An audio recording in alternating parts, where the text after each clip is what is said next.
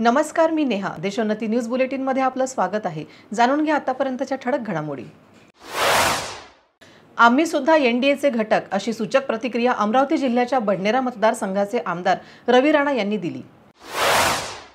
भाजप नवनीत राणाबद्दल सकारात्मक, हे आमच्यासाठी फायद्याचे असल्याची प्रतिक्रिया अमरावतीच्या खासदार नवनीत राणा यांनी दिली.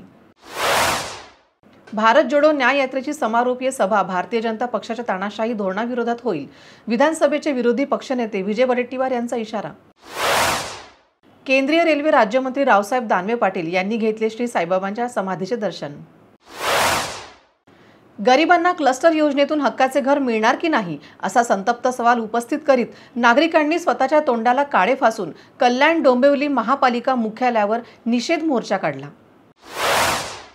400 पार करण्याची गॅरंटी नागरिकांनी घेतली आहे. भाजपाच्या वतीने मुख्यमंत्री एकनाथ शिंदे यांचे वक्तव्य. ठाण्यात जितेंद्र आव्हाड यांनी लावले राहुल गांधी यांच्या समर्थनार्थ बॅनर. 15 मार्च जागतिक ग्राहक दिवस सर्वत्र मोठ्या उत्साहात साजरा केला जातो. या दिवशी ग्राहकांवर होणारा अन्याय व त्यांची फसवणूक याबद्दल जनजागृती केली जाते.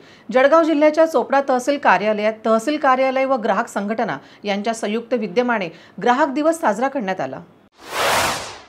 काही महिन्यांपूर्वी लाल टोमॅटोंना बाजारात मोठी मागणी होती, दर देखील वाढले होते. मात्र सध्या बाजारात टोमॅटोचे दर घसरले आहेत. टोमॅटो आता 16 रुपये किलोने विकले जात आहेत. नवी मुंबईमध्ये मोठ्या प्रमाणात गाड्यांच्या कर्कश आवाजाने नागरिक त्रस्त.